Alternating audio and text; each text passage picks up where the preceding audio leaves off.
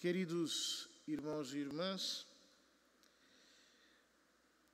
o Evangelho nos mostra a admiração da multidão diante do poder de Cristo, ao expulsar o demônio mudo daquele homem, e assim que expulsa o demônio, o homem começa a falar. A primeira leitura, um trecho potente da profecia de Oséias, em que Deus se queixa dos ídolos de Israel, dos ídolos mudos, dos ídolos incapazes de fazerem coisa alguma. Ora, essa é a grande diferença entre o Deus revelado em Jesus Cristo de todos os ídolos mortos. Nós vemos a força do seu poder. Isso nós vemos de modo espetacular na virtude heróica dos santos, naquilo que eles foram capazes de fazer e suportar por amor de nosso Senhor. Coisas que excedem completamente a nossa possibilidade humana, a nossa habilidade natural. Hoje nós celebramos Santa Paulina, que, vindo da Itália para o Brasil, com apenas 9 anos de idade, dedicando-se à catequese, à visita dos doentes, às obras de caridade, aos poucos, descobriu a vocação, fundou uma congregação com as suas amigas, foi aceita pelo então bispo de Curitiba, depois se transferiu para São Paulo. Era o início do século, quando, logo depois da abolição da escravatura, sem que o Brasil tivesse uma política para atender aos escravizados, fazendo-os estudar, capacitando-os para o trabalho, eles viviam um pouco perambulando de um lado para o outro. Justamente ali, ela começa, aqui no Ipiranga, em São Paulo, uma obra de caridade. E sendo a superiora da congregação, depois de 6 anos, houve uma indisposição qualquer.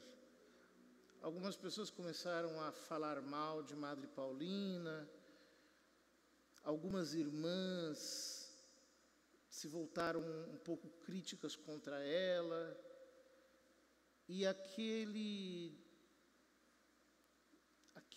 comentário chegou ao então bispo de São Paulo, Dom Duarte Leopoldo e Silva, o qual removeu Madre Paulina como superiora da congregação que ela tinha fundado e proibiu que até o fim da vida ela não tivesse mais nenhum cargo de governo. Ao invés dela se rebelar contra aquela injustiça, ela aceitou de bom coração. E, mesmo sendo fundadora, mesmo sendo a Madre Geral, eleita ad vitam, até o fim da vida, ela passou a servir as outras irmãs, aceitou quando foi transferida para Bragança, onde havia um recém-iniciado orfanato. Depois de bastante tempo foi chamada de volta para São Paulo, e nunca criticou, nunca reclamou.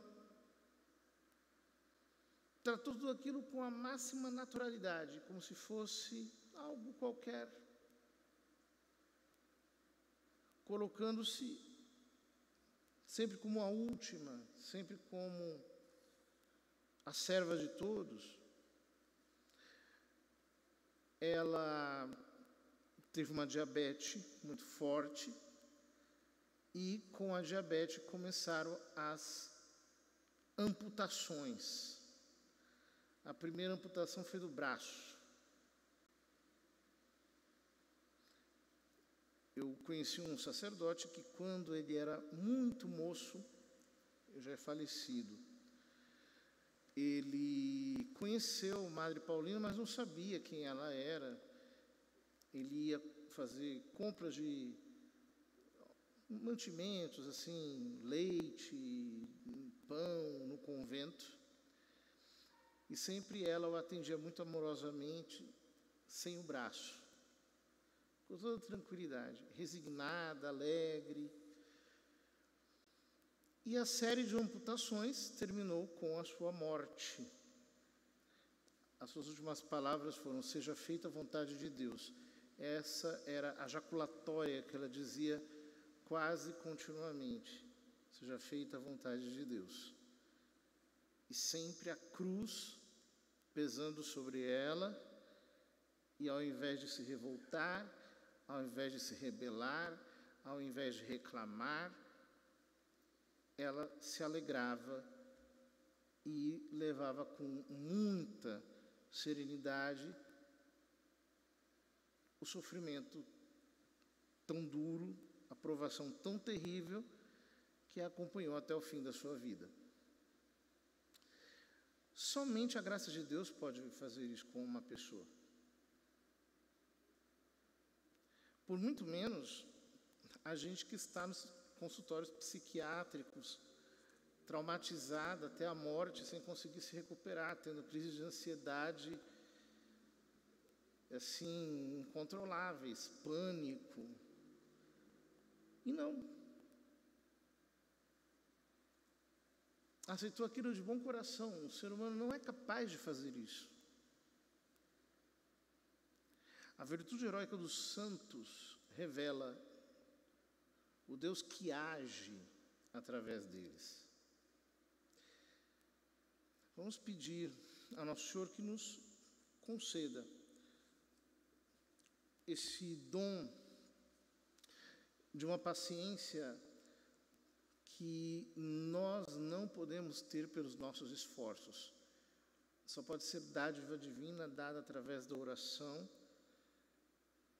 porque nós somos muito acostumados a dramatizar tudo, a colocarmos um peso.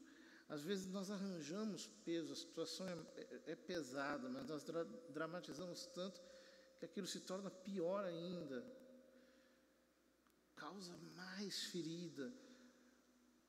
E ao contrário, nós podemos viver a leveza da cruz aceita, não simplesmente por uma razão exterior, mas pela única razão possível, porque o nosso Deus nos capacita a levá-la com amor, com alegria, sempre e em todas as circunstâncias.